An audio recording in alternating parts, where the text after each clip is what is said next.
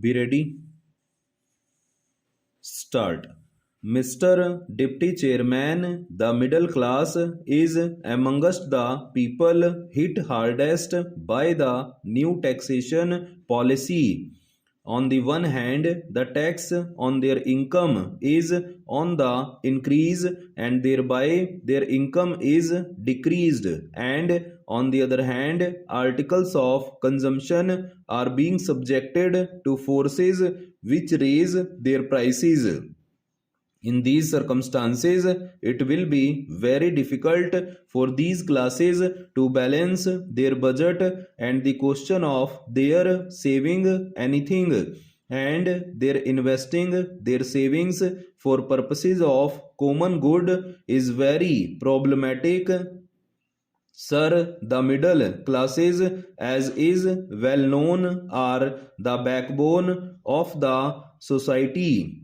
They are the real workers of the land, and they should not be disabled or made vitally less enthusiastic by these measures in contributing towards the success of the plan. The indirect taxes have really got an inflationary tendency.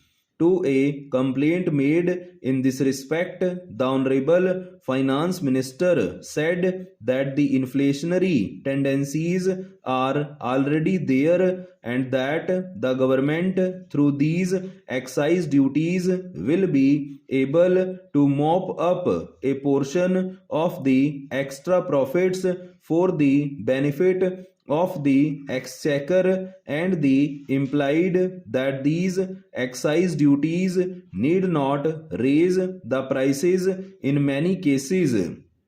The inflationary tendencies are due to the play of market forces, and the prices will go up to a maximum that can be borne by the consumer. Sir, he seems to have a very tender heart for the inflationary tendency, but I do not know whether the inflationary tendency has got any compunction or consideration for the ability or the inability of the consumer to bear the prices that those tendencies may put up.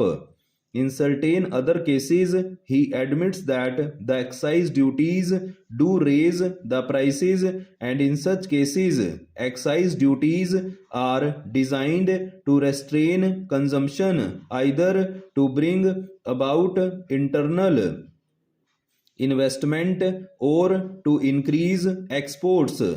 In certain cases, I admit that higher prices may restrain and restrict consumption. For example, if the price of sugar is raised, people may consume less sugar.